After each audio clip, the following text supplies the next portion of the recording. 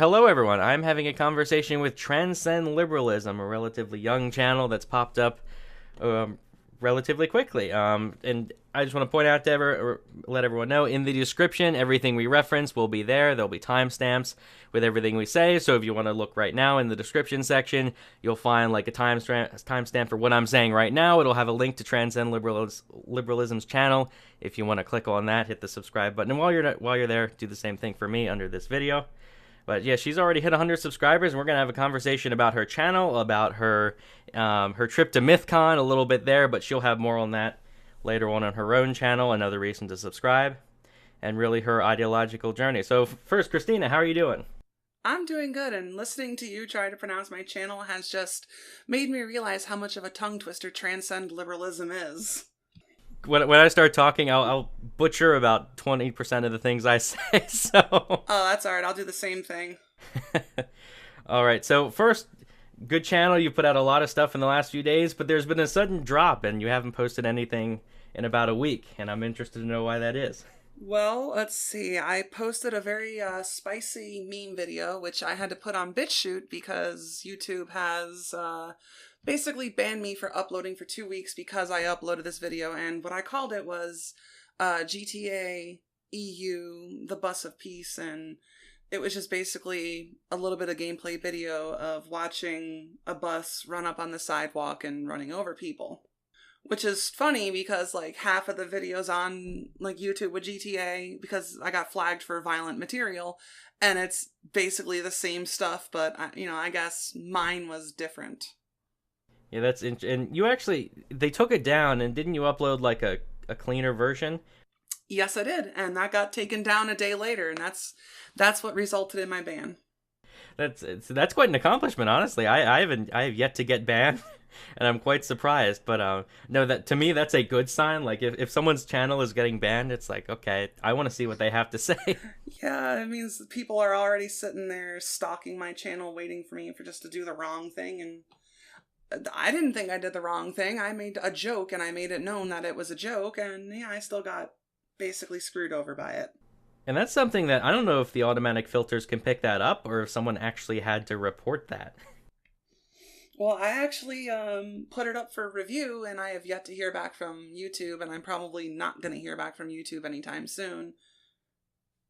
I don't know what else to add to that. I mean, it's been 2 weeks. My ban is almost my ban will be up on Saturday, so like even if they did like hit the review on Sunday, it's not going to matter anyway because I can start uploading then anyway. I guess the most important thing is just to remove that strike from my channel, because I'm going to have to be a good girl for the next 3 months. Otherwise, my channel will be completely removed. There was one, or I saw you did 2 videos on this guy. This guy from The Cable, guy named Taylor. Interesting videos. I really do enjoy them. And at the end, of the second one, you call for a debate challenge, and I wanted to know if you ever heard back about that. Nope, haven't heard back from him at all. Haven't heard any replies. I even contacted him on Twitter. Nothing.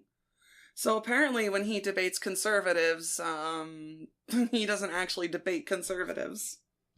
That does not surprise me in the slightest, especially at the beginning of the second video. I think it was on capitalism, and he's going on about how like yeah, when I ask people to defend capitalism, they really can't. And then it's like you even mentioned in your video, like, who are you talking to? Because I want to know who he's debating, because honestly, if he really is debating somebody, they're idiotic if those are the points they're coming up with. They don't understand capitalism, and they shouldn't be debating with someone like that. Honestly, he should be debating with me, somebody who understands economics better than, as I put it in the first video, the straw man in his head. Yeah, and it's not even from like lack of trying, or it's not even that hard to try to find someone to debate. Like it's if you want to look up like people defending capitalism, just do a quick Google search. You'll find like 500 different think tanks on it, and all kinds of people putting forth all kinds of books and papers, and all kinds of YouTube videos of just people saying this is why we defend capitalism. And his things like, yeah, I've never heard anyone justify capitalism. It's like, oh, that tells me a lot right off the bat. Yeah, it tells me he's pulling his facts out of his ass. And I thought it was a very well done video. It's just like, yeah, like this is what an actual defense is, and of course we're not going to hear a response because I don't think he's equipped to do it. No, I can almost guarantee he's not equipped to handle me or debate me at all. Yeah. I would really look forward to hearing from him, but yeah, I don't think we will. 'Cause I think he knows what's going to happen. Well, hey, maybe one day when if my channel grows and I get more subscribers, then he might come out of the shadows looking for, ghost clicks and things like that for himself. But at the moment, no, I highly doubt that he's going to take me Yeah, on. and even then, like with 100 subscribers, I mean that as much of a like that's the first big milestone. But I imagine he's just gonna look at the amount of subscribers and be like, well, it's not really worthwhile for me. But hopefully, as you go over time, he won't be able to ignore that. I mean, I would look at, the amount of likes I get on my videos. He only averages like 3 or 4, and I'm like, a bunch of my videos are up there in the teens. Yeah, and for a small channel with how many views you get, like that is a very good ratio. That is a fantastic ratio of likes. Yeah, a couple of my videos, like the like to watch ratio is 10-1, I believe, on a couple of my videos. Yeah, that's higher. That's way above the average, to the best of my knowledge. Yeah, that's fantastic. So for those that don't know, you were the representative for the Liberalists to Mythcon. I should say the Liberalist Society, Liberalist.net. They chose you as the representative. We did a big fundraiser. You went to Mythcon, and I have all kinds of questions. Again, whatever we can't answer here will be on your channel later for those that are curious. But first, just want to say, like, how was Mythcon in general? Oh my god, it was so much fun. I mean, meeting so many. I was in my element, meeting so many like-minded people and exchanging ideas on other things. I shouldn't say like-minded people, because there were a lot of people I disagreed with on things and things I agreed with them. It was a really great mixture of ideas. I highly recommend, if they have it again, which I'm pretty sure they're going to have it again next year, that everybody goes, because this is a fantastic conference, a convention, whatever you want to call it.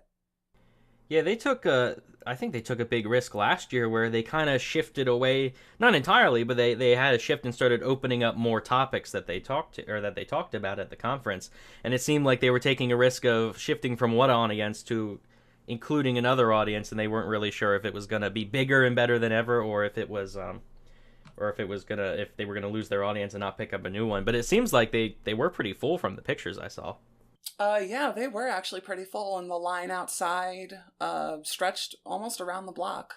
I actually have a couple interviews that I did with the crowd outside, asking them opinions and things like that. That's going to be going up on my channel as soon as I can upload. And yeah, it was so great. That's awesome. And do you think or do you think if some, because I know it started out as like an atheist convention, and I mean if they want to change, that's fine. I guess the overall topics is myths, which I think they did pretty accurately. All this kind of falls under myths. Do you think if someone was just say like they never heard of Mythcon before, they looked it up, they heard it was an atheist convention, they showed up for that reason, do you think they'd be disappointed? Do you think it was still like they touched on the atheist stuff, or do you think they shifted topics? They actually did touch on the atheist stuff. The very first panel was atheism with social justice, I believe. It's on the Mythicist Milwaukee YouTube page now, so people can watch it. And I sort of feel like an idiot because I misquoted a date when I asked Armored Skeptic a question, and I told him I was a fan of his channel since 2013. That was incorrect of me to say. I was just very overcome with a lot of emotions at the time, and I wasn't really exactly thinking straight when I asked that first question. And I have to correct myself and say it was about the spring of 2014 I started watching him, I believe. I'm trying to, I remember, one of his videos popped up on my YouTube channel, and I started watching it, and I'm like, first it was the voice. I'm not gonna lie, I think Greg's voice is extremely sexy. And I started listening to him, and I became a really big fan, because I was an atheist then. It was just, I had no real connection to an outside group. A lot of the people I knew, especially because I'm from I live in a country type area, and it's very religious around me, so it was nice to have that connection to another community. Right, no, that makes sense. And that I think I found his channel probably a year later, I think, a year after you, I think. But no, it's I actually binged watched his entire channel in 2 months after I found him. But yeah, I really enjoy his stuff. Oh yeah, his channel is really good. In fact, oh God, one of my favorite videos by him was probably the Creation Museum tour with that one crazy blonde lady. Like that one was just so great. Eukaryotes. The word you're looking for is But yeah, eukaryotes. his when I found his channel, I'm pretty sure I was still like at least more religious than I am now. Back then, when I found his channel, and it was stuff I'd never heard before. It's at least very interesting to just go through his stuff and read it. But yeah, so I know he was there. A lot of good people were there, and it's like a lot of people are in this same kind of group, but they're all like they all agree on maybe two or three major things. But other than that, like they diverge pretty large. Like Armored Skeptic is probably one of the more left wing people compared to a lot of the other people there, and it's like that's what we want. And I think that's the Canadian in him because it was so funny when he was talking to Vadim. He was just like, I don't want to sound confrontational, and I'm just thinking to myself, oh my God, dude, that's the most Canadian thing I've ever heard in my life. I'll blame the Canadian part gladly.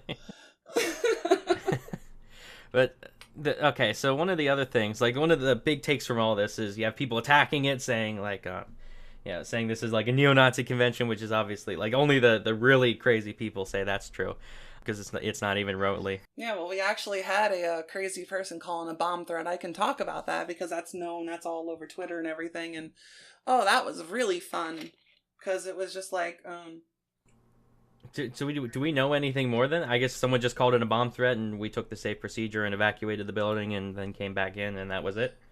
well, what happened was, I went out, we were able to go out for like, cigarettes and things like that and hang out in the front. We just had to get ourselves, wanded every time we go back in. Not a big deal. And then I tried to go out for a cigarette one time and then like, we're not letting anybody out right now. I'm like, until the dinner break. And I thought, well, this is weird. You guys were just letting us out and everything. So I'm like, I'm thinking to myself, great, I gotta wait like another hour and a half, 2 hours for a cigarette. Whatever, I'll just sit here and talk to people in the meantime. And I was having a conversation with someone, and then the next thing I hear was, everybody needs to get out of the building, now, out, now. And of course, my ass booked. I didn't know what the fuck was going on. So they weren't even like, they were just like, yeah, everyone out now. Yeah. And they had the whole block blocked off. There was a fire department, police were lined up there, and I'm like, I saw the bomb sniffing dog come out. I'm like, oh boy, I know what's going on here. Yeah, that honestly that surprised me. Like I'm used to hearing all these different like people calling bomb threats, people full of fire alarms, but I figured with Mythcon, like of all the places that only the Steve Shives type people actually go and say this is a racist like neo-Nazi convention kind of thing, and yet someone did actually call in a bomb threat. Like that actually surprised me. Which was funny too, because I think there was a poll going on. I forget who did it, because I was talking with one of the promoter guys. Like we stopped at a bar, had a drink, and we had a chat and a conversation while everything was going on. And it was like the poll: who called in the bomb threat? A leftist, Antifa, or it was like something like a trolley right winger just looking for keks or something. And I'm just like, oh, see, I can only imagine, because I know some black guy had a stream on it, and I know the authorities over at Milwaukee questioned him, so I know that something happened. I believe something happened in his super chat or something, which is why he got questioned. I honestly don't have all the information. I haven't really able to find much. I think it's just the police and Mythcon and everything are trying to keep it under wraps. Right, and which isn't necessarily a bad thing. Yeah, I can't blame them for that at all.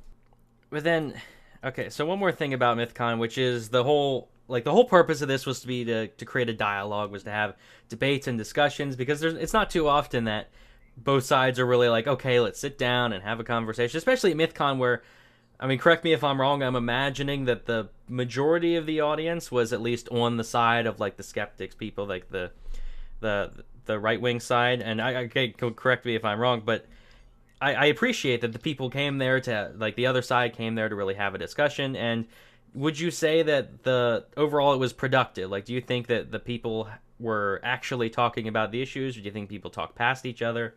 How do you think that went? It was really like a mix. A lot of times there was some of the more left wing speakers talking, and they were really just parroting debunked points, and there would be times when they'd be talking past each other. And then, we came onto the Sargon panel, and that was a shit show, to say the least. I heard it was a bit better than last year, is what I heard. Yeah. The Carl's opponent didn't walk up and get out, so that's a plus. Yeah, that's when people walk out right at the end of the panel. It's like, yeah, that's not a sign of a good cause. That's good that everyone actually stayed.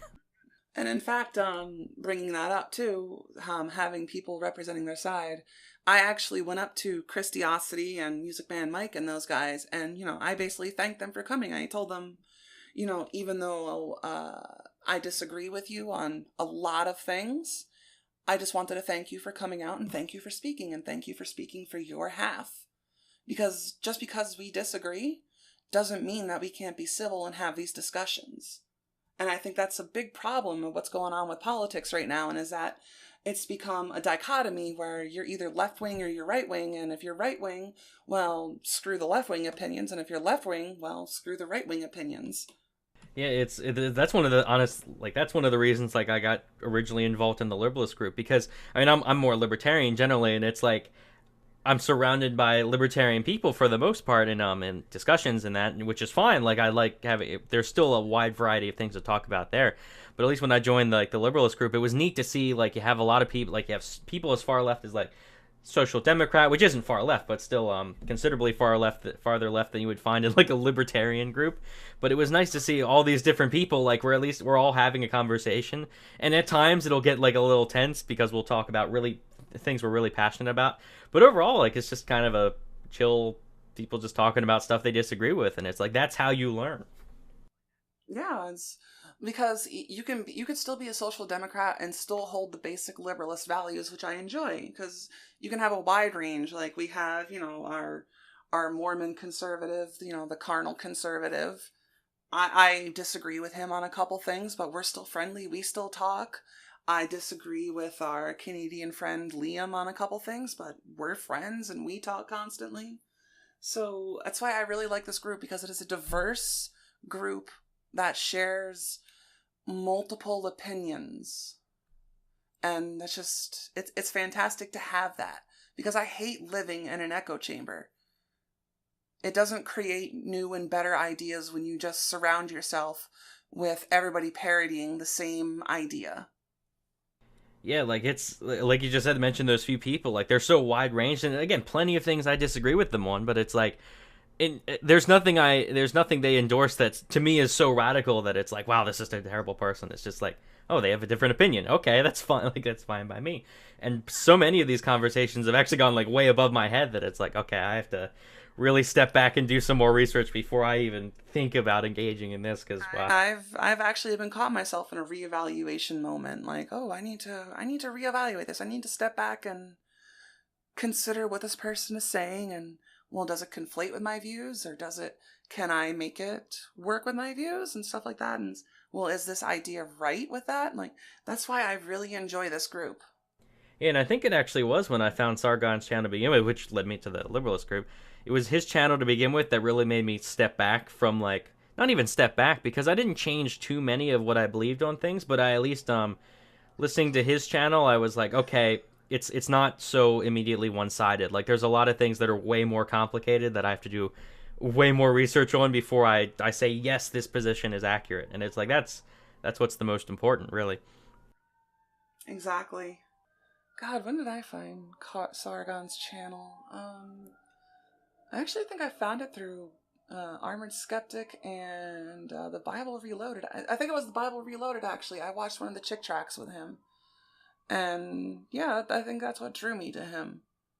He was another one of those with those voices that you can just sit there and listen to. Like, I swear, like, Sargon of Akkad could do, like, a David Attenborough type documentary, and I would just be like, this is amazing. Oh yeah, he there's not too many people that would prefer to narrate like a documentary or something other than him. I'd go maybe like a John Lithgow, but I could listen to Sargon just for hours and hours doing some kind of narration or audiobook reading like he has on his, I think his 4th channel. Yes, that one. See, it's the Thinkery, Sargon of Akkad, Sargon live streams, and yeah, that one. And yeah, that's if you don't include the since deceased Numi Media channel that got taken down by Destiny. Yeah, rest in peace that channel. All right, and then so that's I think we covered Mythcon pretty well. Again, anything there's going to be all kinds of other things on your channel later on when you can actually upload and the ban is over, and when Mythcon starts putting out videos and that. So again, link in the description to her channel to follow that. And the last thing I really wanted to cover then was just like I'd like to ask about everyone your ideological journey from start to finish. Like, what did you believe when you were young, before you really were interested in much of the, like, before you were really engaged in any of this stuff? What was your basic beliefs, and who did you find, who influenced you, and where are you now? Well, let's see. I'll probably start from when I was pre-transition, living as a man, things like that. I was actually in a death metal band, you know, toured around for a while.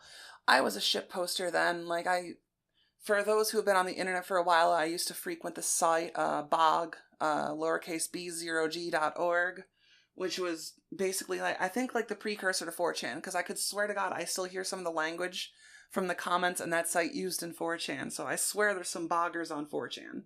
But I used to have a photo bucket filled with like some really offensive pictures until they basically redid their whole servers and everything. I'm kind of sad because I wanted to pull some of them.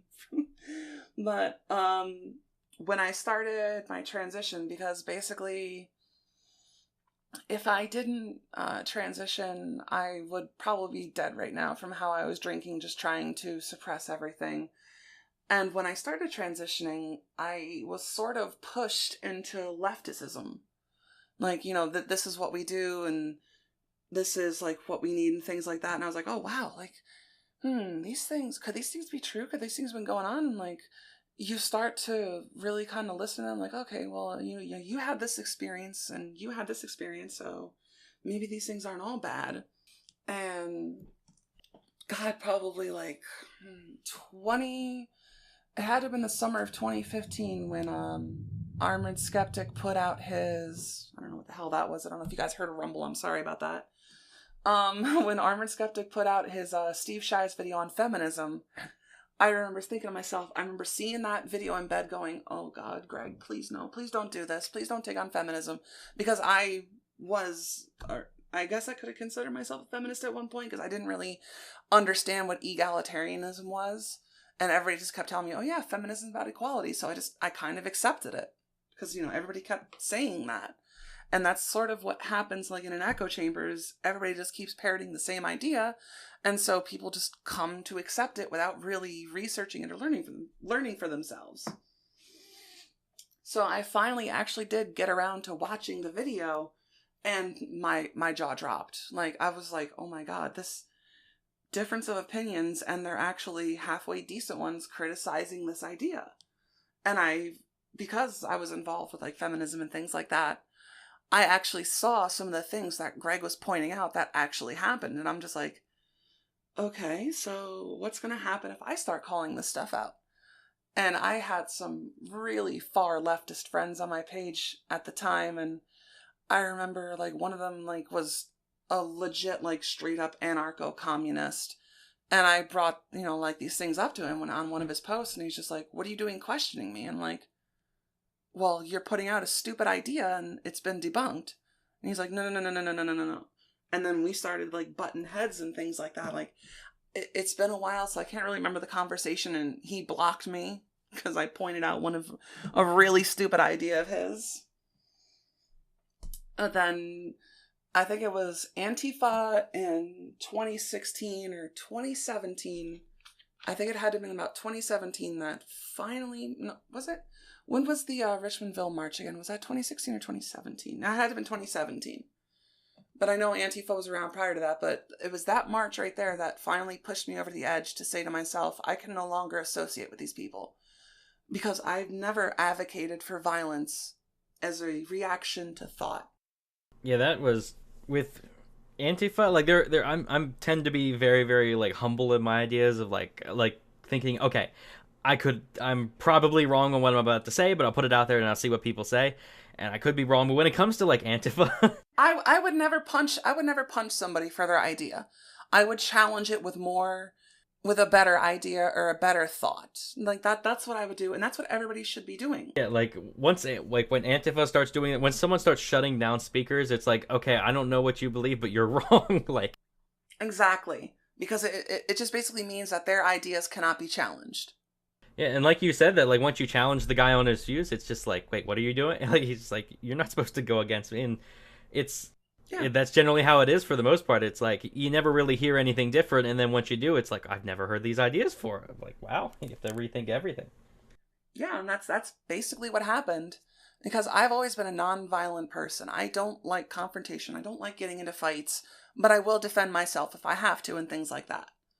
And just it blows my mind that people think it's okay to assault people because they disagree with them.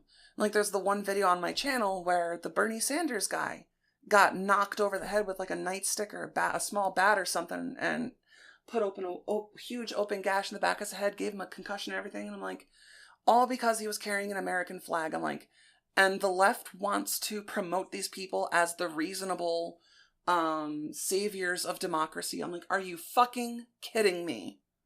Yeah, it's just there are certain there are certain ideas that I will just say absolutely no on, and one of those is beating up other people because we disagree. It's like, what? Like, I can't imagine, like, actually, I don't know what's better, honestly, because either they don't know the arguments and they don't know what the other side actually thinks, they didn't do the research, they're just like, okay, these people are probably evil, and that's good enough for them to attack them. These people are probably actual Nazis, which is, I think, is probably the case. They're just like, I'm not even going to see what they say, it's probably evil, and they attack them. Or they actually are aware of their views, and they think they're that bad anyway and deserve being beat up, so I honestly don't know what's worse.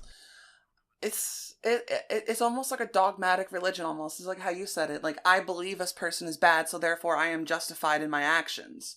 There's no evidence for you to say, like, even when somebody's like a fucking Nazi, like, I'm not gonna sit there and punch a Nazi in the face. I'm gonna call them a fucking retard. I'm gonna call them a fucking idiot.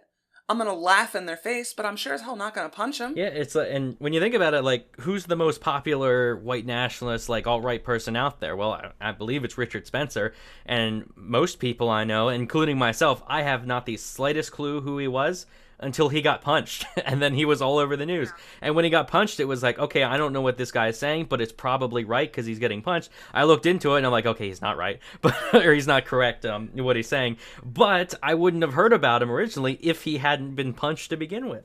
Yeah, Antifa has been the best promoters of Nazism I have ever met.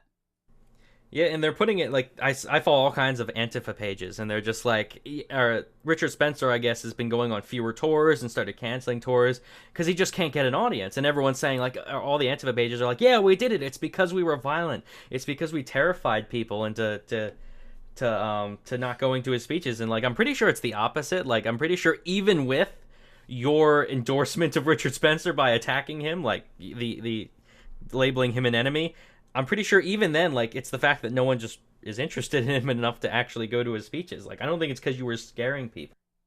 Yeah, it's because his ideas don't evolve or change. He's always talking about the same white ethno-state and the same ideas, and they're just boring. They're stupid. They can be easily debunked, and just ethno-states don't work in a democracy, in a free democracy. They just don't, because it's the authoritarian right versus the authoritarian left.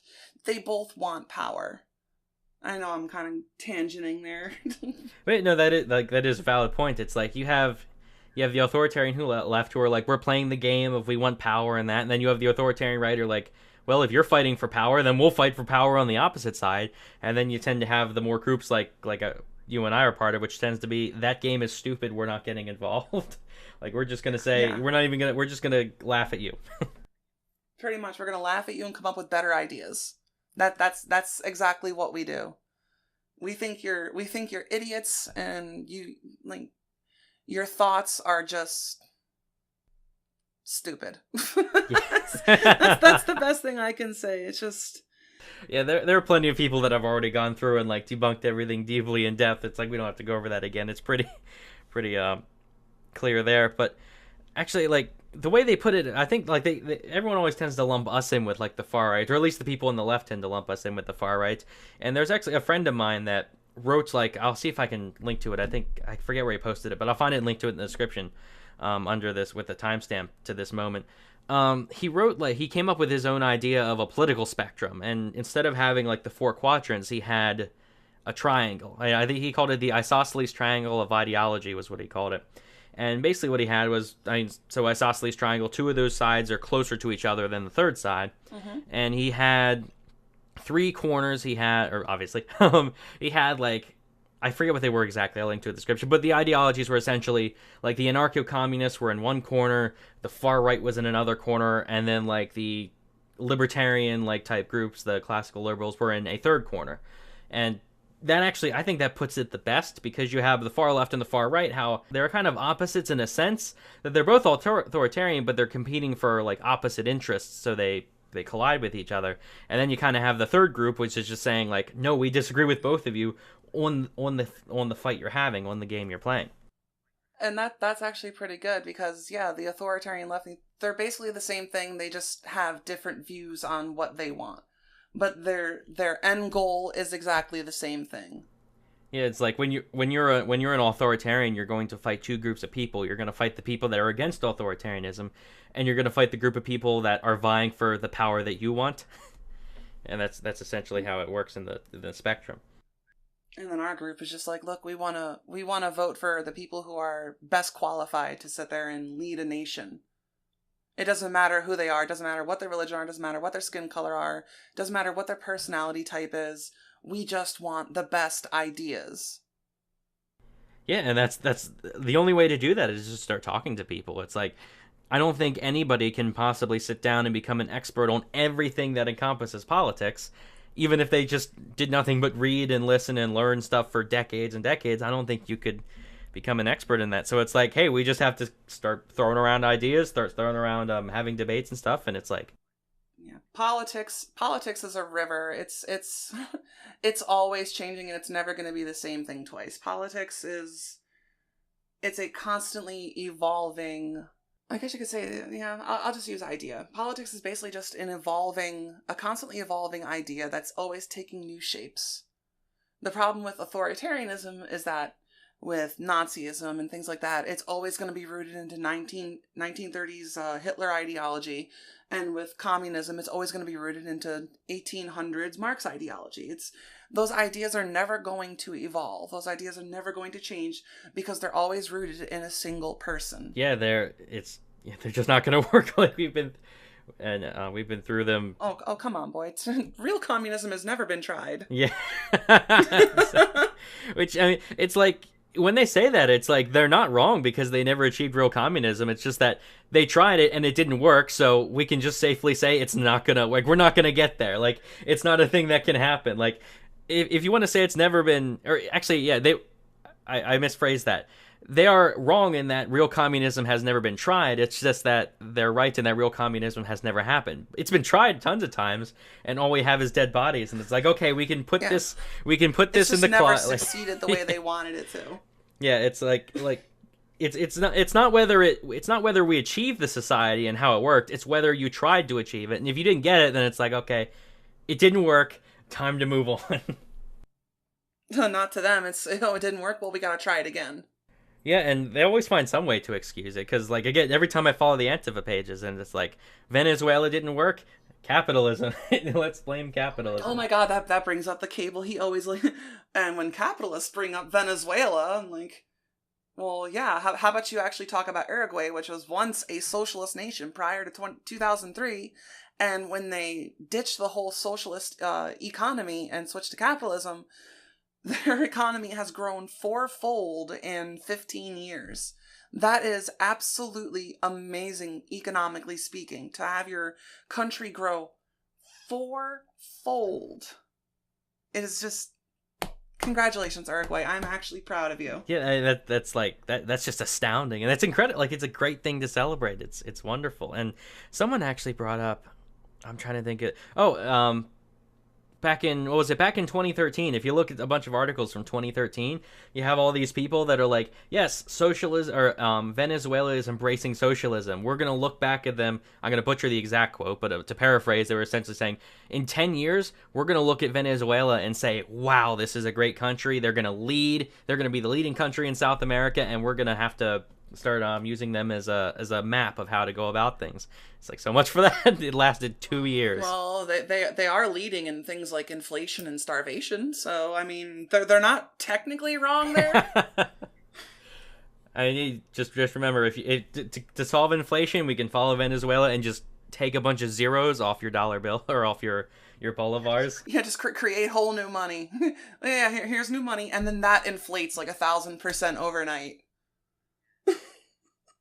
And actually, Venezuela is apparently, like, they're actually the one industry they're actually doing really well in is cryptocurrency. Like, all the cryptocurrencies are apparently doing very well in Venezuela because it's like that's the best money out there, because all the bolivars are worth nothing.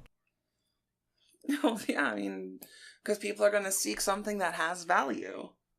Because it's something like, what, a cup of coffee is 1,000,000 bolivars, and like a million bolivars is the minimum wage per month in Venezuela. So imagine being able to only afford 1 cup of coffee a month. Meanwhile, I can buy like 100 cups of coffee with my wages per day. Yeah, and people say it's due to like lack of like, the argument's always like it's due to a lack of wealth. Like, there's no countries are poor because there isn't enough like there isn't enough value in the society. It's like Venezuela has so much oil. They have so many great resources. They used to have all this wealth, what, not 3 years ago, 4 years ago. And it's like, it's not the lack of wealth. It's not like you can just pump money into the society and everything will go well. It's the system. Well, yeah, it's because Chavez and Maduro, what they did was they took the oil profits that they made and they basically redistributed to the people. They didn't make investments in their infrastructure, and now I think they're working at some, I forget what the capacity is that they're working with, but it's a fraction of what it used to be. And that's one of the reasons why their country is just basically going broke. Like, their budget is, as I pointed out in one of my videos, is equivalent to the average salary of a registered nurse in the U.S. It's like $64,000 a year. But in Venezuela, it's something like 44 trillion bolivars or something. Yeah, and I'm pretty sure they're even importing oil now. Like, they have a ton of oil. Just now, like, they used to, I'm pretty sure like a lot of their wealth came from oil, was just mining and selling the oil, or drilling for the oil and selling it. Now they have to import it because they can't even like produce it efficiently enough. Yeah, prior to 2003, they were the richest South American nation because of their oil exports and everything. They were competing with OPEC. In fact, I think it was, I don't want to say it wasn't until Chavez that Venezuela joined OPEC. I'm not quite sure on that, so don't quote me on that. But they basically, they were, I remember Getty stations all over the place in the US, which was Venezuela's oil company. And then it was like, when I graduated high school, they all just disappeared. And I'm like, well, what happened here? Because I didn't really understand what was going on at the time. I was a stupid teenager, wanted to play heavy metal and do my own thing. And I'm just like, well, that's one gas station that I used to use that's gone now. So I guess I'll use like Hess or Mobil. And I do remember reading, like, I read a lot of The Economist back in 2015, which I think covered it rather well. And I guess during that time, basically, we were all producing a ton of oil. Like, there was so much oil, I'm all meaning everyone in the world, was producing so much oil that they were actually, like, companies were taking oil and paying to store it and just put it away, because it was all down to, like, who would be the first one out, basically, would be the loser. They were selling oil at a loss because they knew once someone goes out of business and stops producing oil, then the price will rise again to where the companies are making profit again.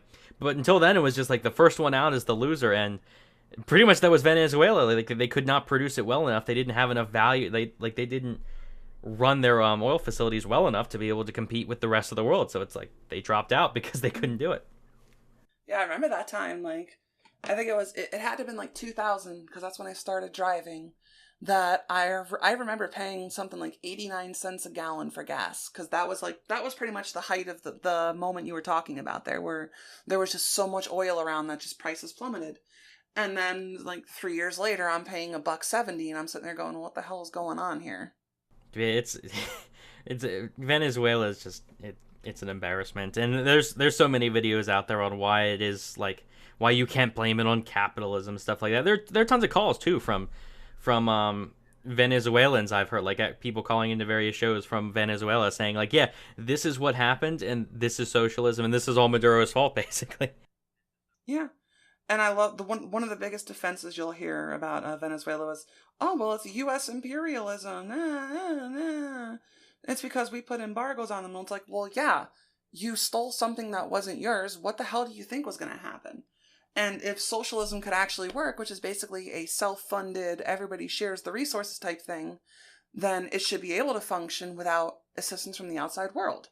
And it can't. So again, like, even the people who say, like, like I said, the U.S. imperialism thing, like, all you gotta do is just sit there and ask them, well, why can't communism be self-contained?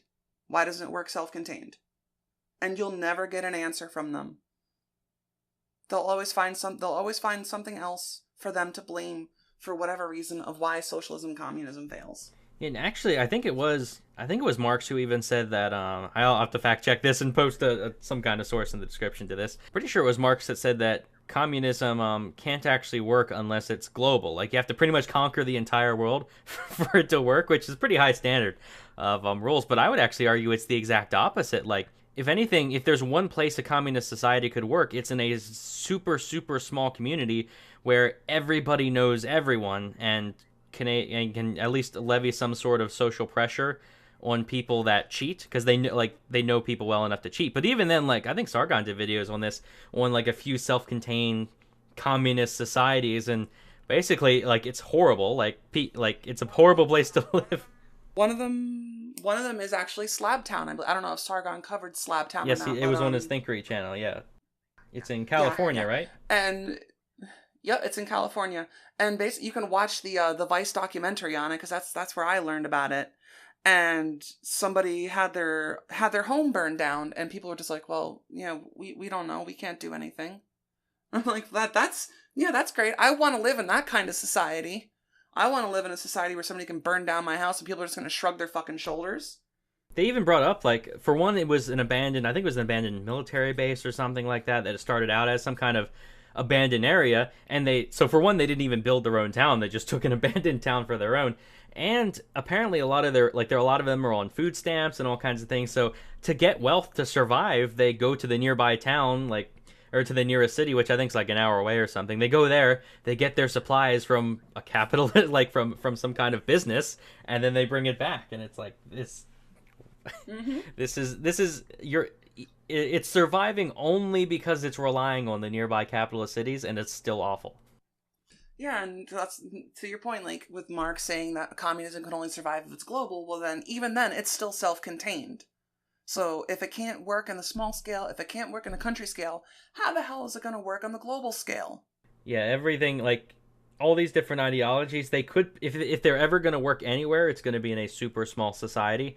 And I mean, if you can't even get it to work there, it's like you're going to have a bad time when you start scaling it. Meanwhile, capitalism has worked in the super small. In fact, I actually sort of promote local economies and things like that. I like to, because I'm looking for like videographers and things like that, and I ask my friends, like, I'm looking for someone local and I'm looking for a small business because I want to support my local economy. And capitalism works in the small scale, capitalism works in a country scale, capitalism works on a global scale. So there you have your 3 check marks of an economic system that works versus 0 out of 3 check marks for an economic system that doesn't. Yeah, and it's like, even when people bring up criticisms of capitalism, it's like, yes, there is someone somewhere in a capitalist society that might actually like not do very well. Like, there are people out there that aren't doing that well, and it's like in a capitalist society. It's like, okay, but compared to what? Like, give me your other society that's that's supposedly working better. It's like you can't compare it to. Oh no, I'm I'm tweeting I'm poor for my $800 iPhone with Wi-Fi. Yeah, capitalism is so horrible. But I sort of make the comparisons like this. No system is going to be perfect. I can bring up Canada's social medicine versus Americans' capital medicine, for example. The issue with America's medical system is you are going to have people priced out of the system because in our system, we try to get people in to be seen as fast as possible. Like, I have for the people who saw me at Mythcon, they saw me with this giant ski boot on. I have a heel spur in my foot right now that I'm having surgery on in November. That has basically shredded my plantar tendon and things like that. I was able to see my general practitioner and a specialist podiatrist in the same day within hours of each other. In Canada, that probably would have taken weeks for that to happen. And so that's the drawback with the Canadian medicine is, well, yeah, you're going to have, everybody's going to be covered, but you're going to have extremely long wait times for certain things, like obviously emergency medicine. There isn't going to be wait times for that because that's obvious. It's just like you're not going to have to show insurance when you go into the emergency room if you come in like through an ambulance with an emergency. They're just going to work on you, and both systems are like that. Yeah, and even if even like people talk about like a pure capitalist society where say like you didn't have any laws, you didn't have the like a ton of different healthcare regulations. It's like imagine running a hospital and then imagine like say it was perfectly legal and perfectly like you wouldn't be in trouble for say someone shows up to the hospital, they're like bleeding out or something, and the hospital's like you don't have insurance, go away. Like imagine like no hospital would do that because they'd be out of business the next day. Like that'd be all over the news, that'd be all over the media. Like everyone would say, look at this hospital, if you're in trouble, don't go there because you might not be taken care of. And it's like so much for that hospital. Like it's better for the hospital to say, okay, we'll risk it, we'll have to lose some money from certain people that we learned later on couldn't pay. But it's like that's even if you just even if you only think about their own like self-interest of profit, it's still in their best interest to cover everyone pretty much if they're coming into the hospital and in need of like emergency care. Yeah. That's because basically the court of public opinion rules over capitalism. People vote with their wallets. If people don't like something, they're not going to go there. Like there's plenty of restaurants that I've had terrible service at. The food has been crap and I have never returned. And I think it was like one or two of them that was in one of my local areas has recently closed because I basically told my friends, like, look, the service is shit. The food sucks. Don't go there. Here's a better place for you to go where you're going to get great service and you're going to get decent food at a decent price. Yeah, and that's how the system works right there. It's like all you need to do is upset one person that has a few friends and they'll tell 5-6 people at least. Those people won't go there anymore. And even if someone, like, of those 5 or 6 friends, if someone asks them, like, hey, what do you think of this place? They'll say, well, I heard it was bad. Now there's another person that might not go there. So you don't want to, you want to upset as few people as possible. The only people you can really afford to upset are the ones that aren't going to be convinced otherwise, that are asking for unreasonable things. It's like you want to make people happy. And I actually work in a small hospital. And, like, the amount of waste from certain regulations, like no wonder the healthcare system's so expensive here. Yeah, I'm a nurse. I you are? I didn't know that you were a nurse. Okay. Yeah, I know exactly the regulations and how everything works in the hospitals and how much waste goes into it. I've seen personal care items like soaps and lotions and things like that get thrown away because they weren't labeled. And I'm just sitting there thinking to myself, are you kidding me? It's not like the product isn't good because the person's name isn't on it. Yeah, we've had a few people where, like, my hospital that I'm at, small enough that we don't have a that we don't have a psych unit, but we'll take in certain people for like a one-on-one. They need like one-on-one care, like say to medically clear them so they can go to a psych facility, and the amount of waste is insane because certain people will need like letters from the state of Pennsylvania that say like this person's allowed to, like they are medically cleared to go. And we will keep them there for maybe 10, 11 days past when they are medically clear from, like, any logical standpoint. You just look at their labs. The doctor's like, yeah, they're good to go. There's nothing wrong with them. We'll need a letter from the state that takes an extra 10 to 11 days where we're paying, what? I think it's something like $3,000 a day just to stay. I might butcher that, but it's roughly that amount. $3,000 a day to stay in our facility. And it's like, we're keeping them there for 11 days because we're waiting on the bureaucracy at the... In Pennsylvania. It's like and a lot of people just don't realize, like, for every state regulation or federal regulation that gets levied on the healthcare industry, you're going to get, like, the hospital or the healthcare industry has to hire, like, 3 more paper pushers. So that's the reason why your health costs are going up. is because, the nurses, we have to attend to the patients, doctors have to sit there and diagnose, so they have to hire more and more people to sit there and deal with the paperwork that involves with regulations, because, oh my god, I have seen some of these regulation packets, and they look like novels. Yeah, but it's all out of, and there's actually a chart. I'll see if I can find it and again put it in the description. There's a chart where it shows over the last few decades in the United States, like the amount of physicians in the healthcare system and the amount of like administrators that just do paperwork and just making sure everything's up to code. Like the amount of physicians has grown at a very slow rate. Like I don't know the exact percentage, but again, I'll include the graph. It's a very slow rate, but it's a slow climb. And you look at the amount of administrators, and it's just skyrocketed. And it's like you're not just paying for your nurse and maybe a nurse's aide if you have one, and your doctor, and say the basic functioning needs of the hospital. You're paying for that, but you're also paying for the 15 administrators that sit in the office all day and go through the regulations and go through all the paperwork. It's like that adds up. Yeah, it really does. And it's like people wonder why they're sitting there paying like, $400 for an IV bag. Well, that's the reason why. It's not because, these hospitals and insurance companies are charging you that much. It's because the hospital has to pay people's salaries because of government regulations. Yeah, and a lot of it's just like it's a lot of the times they actually take a loss on a lot of especially with Medicare. Like Medicare is very. Oh yeah, it's always a loss on Medicare. Always a loss. Yeah, like think about it. Like every single person that's on Medicare, like Medicare's job is to make sure they spend as little as possible because they're already spending. I don't know what the exact percentage of the budget is, but it's huge. Well, like their point is to spend as little as possible on the patient. But when it comes to the state, boy, do they stock up their cronies into the bureaucratic offices of Medicare to just sit there and do nothing. To keep that's where those costs are going. That's where the Medicare costs are going right there. Because the hospitals and the doctors and the nurses sure as hell aren't getting it. It's going to the people who work for the state. yeah, and like think about that. Every single person that goes to the hospital with Medicare, which for me is like most people, honestly, most of the patients I see, or like that I see at our hospital are on Medicare because like they're most of the people that go to the hospital are older and they're usually on Medicare. Most of those are a loss, if not all of them.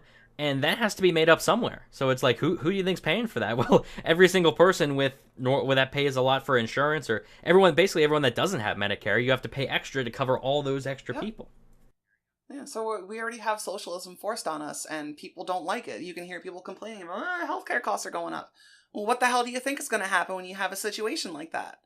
It's just, so you want to basically control how much I make and how much you make and how much these doctors make to satisfy and pay for your own lifestyle, basically. And that's not how it works. Yeah, it's just like whenever people compare like, oh, the capitalist system of the United States with the socialist system of Canada or something, it's like, I mean, I guess it's technically accurate to call our system capitalist, but it is by no means. Like the government certainly has a very, very heavy hand on things, and it's just a total waste. I see so much waste, and it bugs me. It's like so many people that like are there constantly, and it's like there's no way these people are paying out of pocket for millions of dollars of care. Well, it's like, especially under the Canada system, for example, there's a lot of baby delivery, maternity buildings closing down that specialize in maternity, especially in rural areas, because it's not in the government's interest to keep them open. If they're not making money off of it, the people aren't using them, so they're going to close it because it's a waste of money. And now you've removed that service, and now you have people sitting there driving like 2-3 hours to the big city so that they can deliver their child. Versus, I think there's 3 delivery centers probably within like walking distance of me. It's crazy.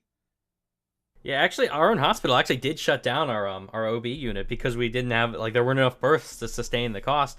Though actually, we closed it down, but there's a hospital again, a 10-minute drive from here. There's another one like a 20-minute drive from here.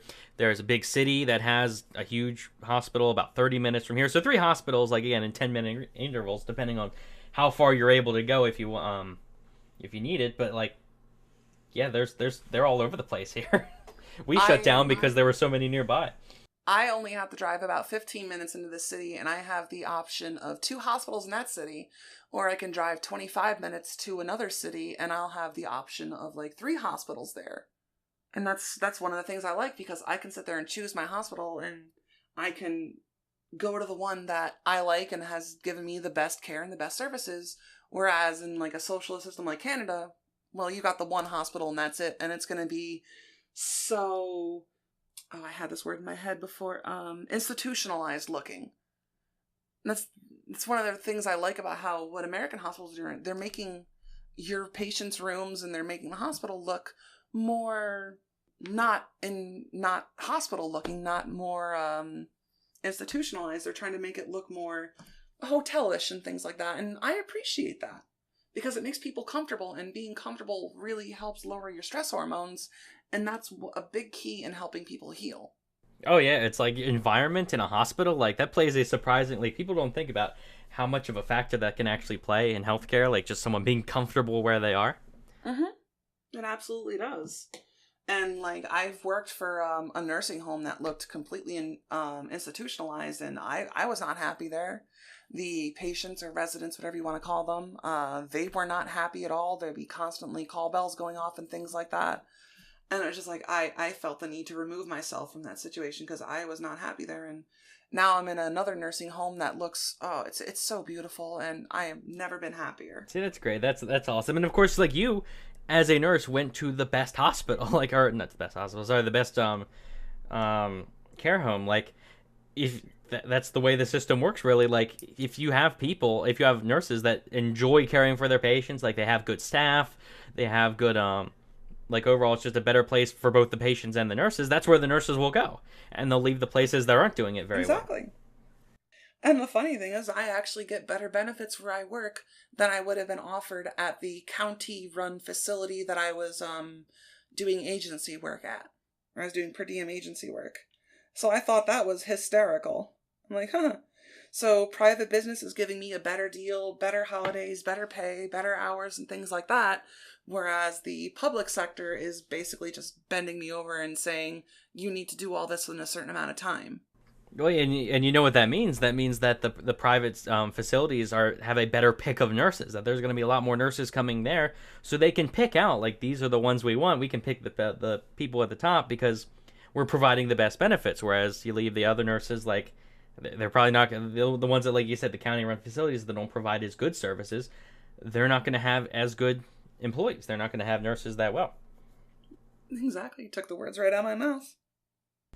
All right, so we kind of went on a bit of a tangent there. Yeah, I've been talking for almost an hour now. Holy crap.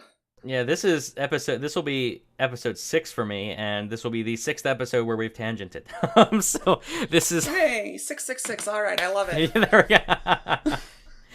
we go. It's a sign. But, so it does, like, I don't mind tangents at all. I thought this was a very good conversation, but since we're going for about an hour, unless you have anything else you want to bring up, I think we can wrap it up here.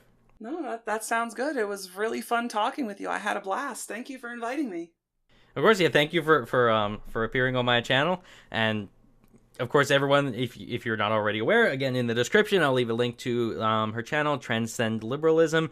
Go ahead and subscribe to that. Go look through all her videos. They're fantastic. I've binged watched all of them. Christy, if you want to, if you want to add anything else, I don't know, like other social media, Facebook, Gab, whatever you're on, if you want to tell everyone where they can follow find me you. on Twitter at Transcend Liberalism, where my handle is at Talksanne, TALKSANNE, or you can find Transcend. See, even I'm screwing it. It's my freaking channel, and I'm screwing up the damn name. And you can find Transcend Liberalism on Facebook through, just look up Transcend Liberalism. All right, and you're on BitChute as well, right? A bunch of others, but yeah, we'll have them all in the description, so you can find them. Again, thank you one more time, Christina, for this chat, and we'll end it right here. Thanks for watching.